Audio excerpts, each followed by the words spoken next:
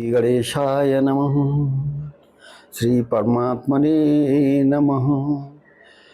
श्री सरस्वती नमः। श्री गुरुभ्यो नमः। श्री कृष्णं शरणं वयं नमः। एक प्रसंग जब भी कोई महात्मा या जो है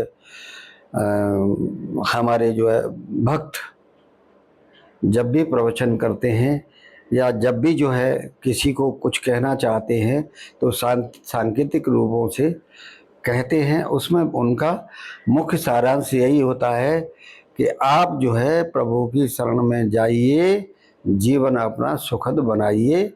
यही हमारा सनातन धर्म है और यही हिंदू पद्धति है। ऐसे तो जो है सबका मालिक एक ही है, लेकिन जिसने जिस रूप में उसको देखा उस रूप में वो मदद करता है। लेकिन आपके अंदर भक्ति भाव जागृत होना चाहिए। जैसा कि विभीषण का प्रभु राम के प्रति, यद्यपि रावण जो है उनका दुश्मन था, उसने उनकी पत्नी का हरण किया, लेकिन उनका भाई ही उन प्रभु को प्रेम करता है। तभी प्रभु कहते हैं जो सभी तावा सरनाई रख्यों ताए प्राण की नाई। तो ऐसे प्रभु हैं, उनकी हम भक्ति भाव विवल होकर प्रार्थना कैसे करें, वो हमारे विवेक पे या हमारे गुरुजनों पर डिपेंड करता है कि आपको कैसे वो प्रेरणा देते हैं। लेकिन मैं जो महसूस करता हूँ वो इस हिसाब से आप भक्तिमय हो जाइए, अपने मन को भक्तिमय बनाइए। एक भजन है, उस भजन में भी चूँकि मुझे गायन का भी जो है एक ये कला है, वो प्रभु से प्रदत्त ही होती है। मैं तो उतना नहीं, लेकिन और जो भजन गायक हैं, अनूप जलोटा जी हैं और भी हैं, तो उन्होंने बड़े बड़े सुंदर जो शैलियों में भजनों का वर्णन किया है। तो उन्हीं से प्रेरणा लेके मैं एक भजन जो मेरे दिल को छूता है, मैं इसलिए ये भजन आपके सामने रखता हूँ। आप इसको ध्यान से सुने, आनंद आएगा, मुझे ऐसा लगता है। और इसी भावों को लेके आप प्रभु को अपने को समर्पित कीजिए। कैसे समर्पण, लोग कहेंगे कैसे समर्पण करें, तो उसका इसी में सारांश है। इसी में जो है पूरा आपको मिलेगा कि हमको कैसे प्रभु की प्रार्थना करना चाहिए और हमको अपने जीवन को कैसे, कहते हैं ना साहब, प्रभु तू ही लाज रखना, मैंने तन बंधन सब कुछ मेरा, तेरा तुझको अर्पण क्या लागे मेरा, कहने से नहीं, इसमें भाव लाइए, अपने दिल को डुबाइए उस भक्ति भाव में, फिर प्रार्थना कीजिए। मेरा जीवन तेरे हवाले प्रभु, इसे पग पग तू ही संभाले। मेरा जीवन तेरे हवाले प्रभु, इसे पग पग तू ही संभाले। मतलब हे प्रभु, आज से मैंने अपना जो है पूरा इंद्रिया, मन, बुद्धि, विवेक, पूरा शरीर तेरे हवाले कर दिया है।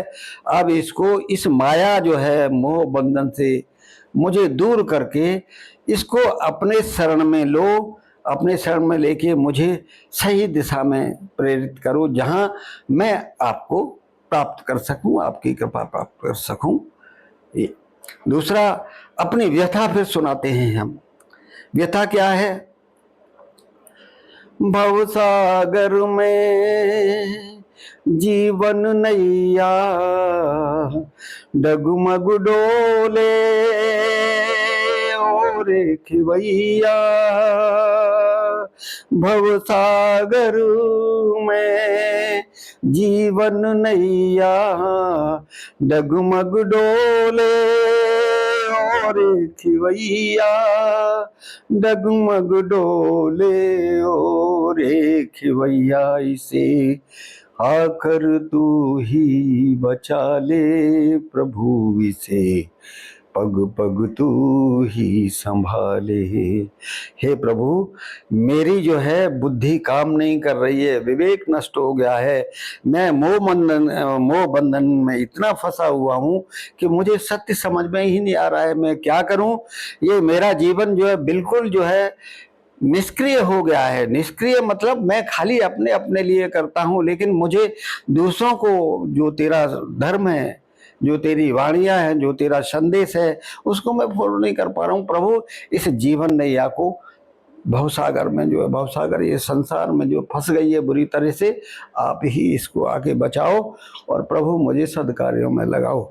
उसके बाद उसमें जो अफर्मेशन भी रहता है, मतलब हमने अपने को स्वीकार भी कर लिया कि हम प्रभु बहुत गिरे हुए व्यक्ति हैं और प्रारब्ध वश या मोह वश या वासना के वशीभूत होकर हमने अपने जीवन में अपने जीवन को बिल्कुल गिरा दिया है। हम बहुत स्वार्थी हो गए। प्रभु इस भावना से हमको ऊपर निकालो, तो हमको इस ये मोह माया के बंधन से छुड़ा लो प्रभु, ये दूर करो। मोह माया के बंधन खोलो, हे प्रभु अपनी शरण में ले लो। मोह माया के बंधन खोलो, हे प्रभु अपनी शरण में ले लो। हे प्रभु अपनी शरणों में ले लो। यीशु पापी को अपना ले प्रभु, इसे पल पल तू ही संभाले। मेरा जीवन तेरे हवाले प्रभु, इसे पग पग तू ही संभाले। प्रभु इसे पग पग तू ही संभाले। पग पग तू ही संभाले प्रभु, इसे पग पग तू ही संभाले। मेरा जीवन तेरे हवाले प्रभु, इसे पग पग तू ही संभाले। हे प्रभु, मैं इस संसार में आया, ये तेरी ही कृपा है, ये तेरी ही कृपा है कि मैं यहाँ आके बड़ा हुआ। उसके बाद चलने की सामर्थ्य आई। यद्यपि मेरे माँ बाप भी जो है तेरा ही स्वरूप है। तूने ही जो है अपने स्वरूप में मेरे माँ बाप को जो है मुझे दिया है और उन्होंने ही मुझे तेरी ही प्रेरणा से मुझे आगे बढ़ाया है। तेरी ही कृपा से उनको मार्गदर्शन मिला और इस हिसाब से उन्होंने मेरा जीवन को आगे बढ़ाया है। तो सब में तू ही है और तेरी ही वजह से ये जीवन है। इसलिए प्रभु, इस जीवन को मैं तेरे समर्पण करता हूँ।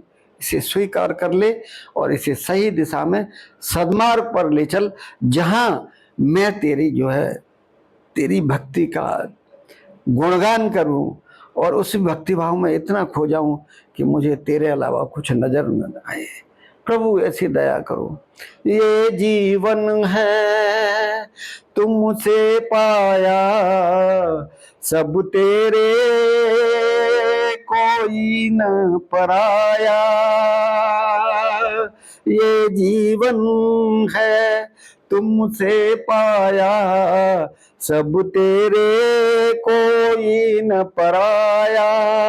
सब तेरे कोई न पराया। स्वीकारो बंसी बाले प्रभु, इसे पग पग तू ही संभाले। मेरा जीवन तेरे हवाले प्रभु, इसे पग पग तू ही संभाले।